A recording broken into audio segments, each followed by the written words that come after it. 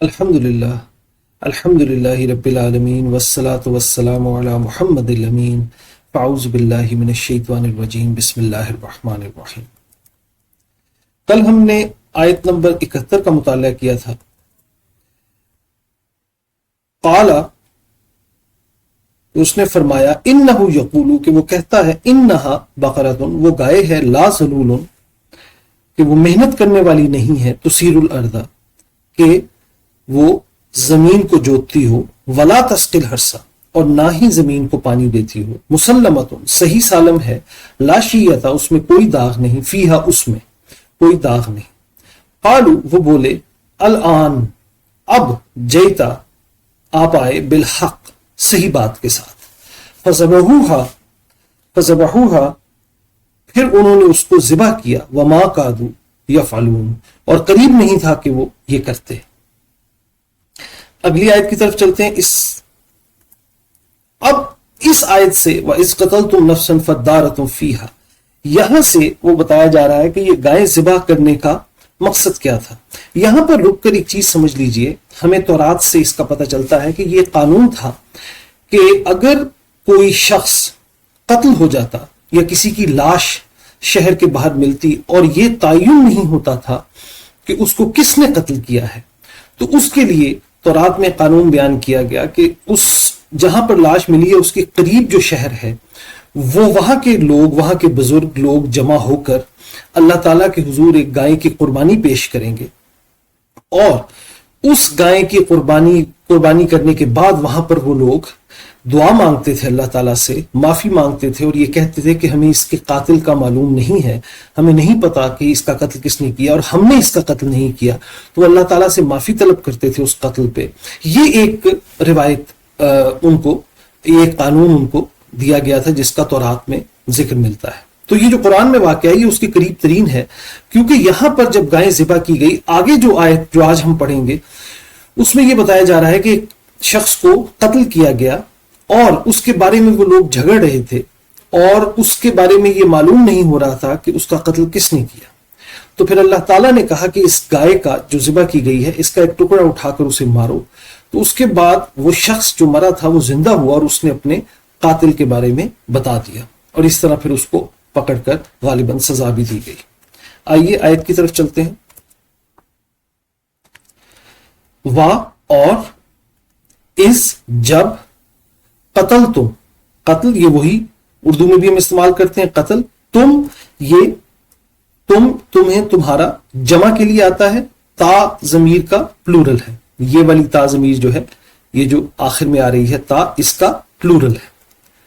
قتل تم، جب تم نے قتل کیا، نفسن، نفس کا مطلب ذات، شخصیت، ایک ذات کو، پس پھر، تو پھر ادارا، اس کا مطلب ہوتا ہے ایک دوسرے پر ڈالنا، یعنی جھگڑنا اور ایک دوسرے پر اپنے سے کسی چیز کو ہٹا دینا اور کسی دوسرے پر ڈال دینا۔ تم، وہی تمہیں، تمہارا، جمع کے لیے، تو تم ایک دوسرے پر الزام دھر رہے تھے، ایک دوسرے پر ڈال رہے تھے اس قتل کو۔ فدارتم، فی میں، ہا، اس میں، یعنی اس، یہ پیچھے لفظ آیا نفس، یعنی اس ذات کے بارے میں، اس قتل کے بارے میں تم ایک دوسرے پر ڈال رہے تھے۔ فی ہا کا مطلب اس میں، یعنی اس معاملے میں، یعنی اس ذات کے معاملے میں یا اس قتل کے معاملے میں یا اس سارے معاملے میں تم ایک دوسرے پر الزام ڈال رہے تھے۔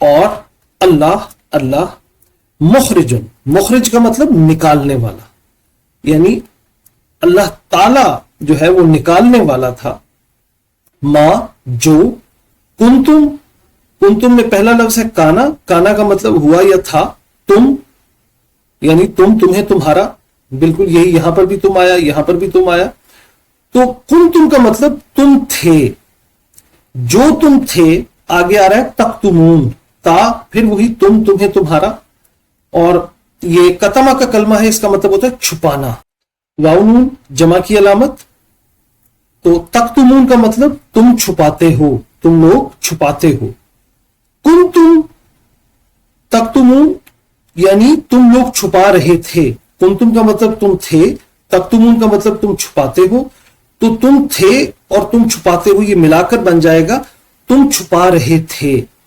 मा कुंतुम तक्तुमून, जो तुम छुपा रहे थे। अल्लाह उसको निकालने वाला था, यानी अल्लाह उसको जाहिर करने वाला था जो तुम छुपा रहे थे। यानी उन्हीं में से किसी ने कत्ल किया था और वो इस चीज को छुपा रहे थे, कोई भी कत्ल का इकरार नहीं कर रहा था, तो अल्लाह ताला जो है वो उसको जाहिर करने वाला था जो तुम छुपा रहे थे। रवा तर्जुमा देख लीजिए। और जब तुम लोगों ने एक जात को कत्ल किया, फिर उस मामले में एक दूसरे पर इल्जाम लगाने लगे, जो तुम छुपा रहे थे अल्लाह उसे जाहिर करने वाला था। अगली आयत की तरफ चलिए।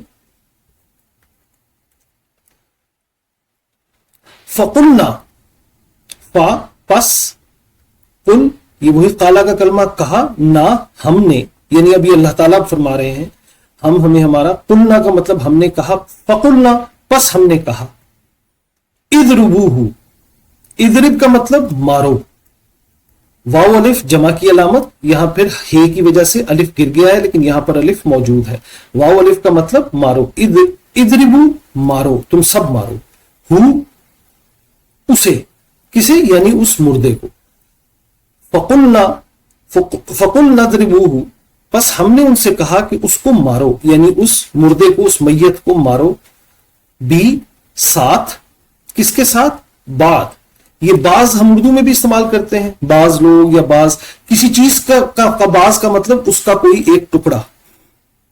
और हा फिर ये गाय की तरफ, वो उसे, उसका बाज जो है यानी उसका कुछ हिस्सा, गाय का कुछ हिस्सा। बाज का मतलब हम यही उर्दू में भी इस्तेमाल करते हैं ना कि कुछ, तो बादिहा का मतलब होगा उसका कुछ हिस्सा, यानी उसका कोई टुकड़ा, उसके टुकड़े के साथ उस मैयत को मारो। यानी फकुल नदरिबूहु बिबादिहा, उसके कुछ हिस्से के साथ, गाय के कुछ हिस्से के साथ उसको, मैयत को मारो। उसके बाद कजालिका, इसी तरह, युहयी, या वो, उसे, और ये अहया का कलमा है, इसका मतलब है जिंदा करना, और युहयी का मतलब वो जिंदा करता है। कजालिका युहयी, इसी तरह वो जिंदा करता है। कौन, अल्लाह। इसी तरह अल्लाह जिंदा करता है अल मौता, अलिफ लाम खास करने के लिए, यानी ये यहां पर अलिफ लाम जो है उसमें तमाम जिन्स मुराद है, यानी हर किस्म के मुर्दे को, तमाम मुर्दों को। और मौता ये मुर्दे का प्लूरल है, जमा है मौता, यानी इसी तरह अल्लाह मुर्दों को जिंदा करता है। कज़ालिका युह्यिल्लाहुल मौता, कि इसी तरह अल्लाह मुर्दों को जिंदा करता है। यानी जब उन्होंने वो टुकड़ा मारा तो वो जिंदा हो गया, तो यानी वो जो मैयत थी वो जिंदा हो गई। तो अल्लाह ताला ये कह रहे हैं कज़ालिका युह्यिल्लाहुल मौता, कि इसी तरह अल्लाह जो है वो मुर्दों को जिंदा करता है। वाह, और युरीकुम, या ये मुजारे की अलामत है, वो, उसे, और उसके बाद का कलमा है अरा। अरा का मतलब होता है दिखाना, यानी वो दिखाता है। युरी का मतलब वो दिखाता है। कुम, ये सामने वाले के लिए, मुखातब के लिए इस्तेमाल होती है। तुम, तुम्हें, तुम्हारा। यहां देखिए ये मुखातब की, सामने वाले की, हाजिर की जमीर का, ये का प्लूरल है कुम। वह यूरी को, और वो दिखाता है तुम्हें, यानी अल्लाह ताला दिखाता है तुम्हें, आयाती ही, आयात, आयत की जमा, इसका मतलब होता है निशानियां, यानी वो अपनी निशानियां दिखाता है। यानी ये मुर्दे को जिंदा कर देना, एक वो गाय के टुकड़ा मारने से, ये अल्लाह ताला की निशानी है। और ही जो है ये जमीर, वो, उसे, यानी उसकी निशानियां, वो दिखाता है तुम्हें उसकी निशानियां, यानी अपनी निशानियां, वो यानी अल्लाह ताला दिखाता है तुम्हें उसकी अपनी निशानियां।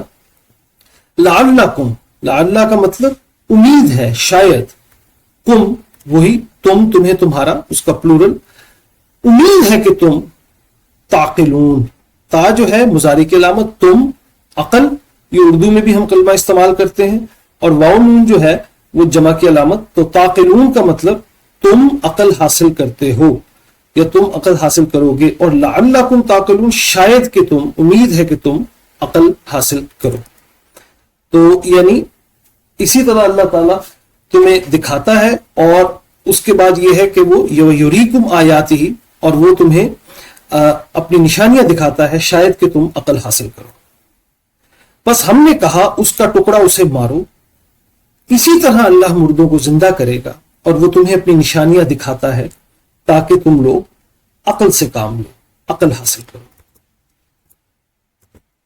تو یہ ہم نے 73 آیات مکمل کر لی اور یہ سارا واقعہ بھی ہم نے دیکھ لیا. یعنی اللہ تعالیٰ نے ان کو گائے ذبح کرنے کا حکم دیا اور گائے ذبح کرنے کے بعد ان کو کہا کہ اس کا ایک ٹکڑا اٹھا کر اس میت کو مارو. اور ہم نے یہ بھی دیکھا کہ تورات میں یہ قانون موجود ہے کہ جس مردے کے قاتل کا پتہ نہیں ہوتا تھا وہ ایک گائے ذبح کر کے اللہ تعالیٰ سے معافی مانگتے تھے، اور یعنی جس جگہ پر وہ ہوتا تھا اس کے قریب کے شہر کے لوگ.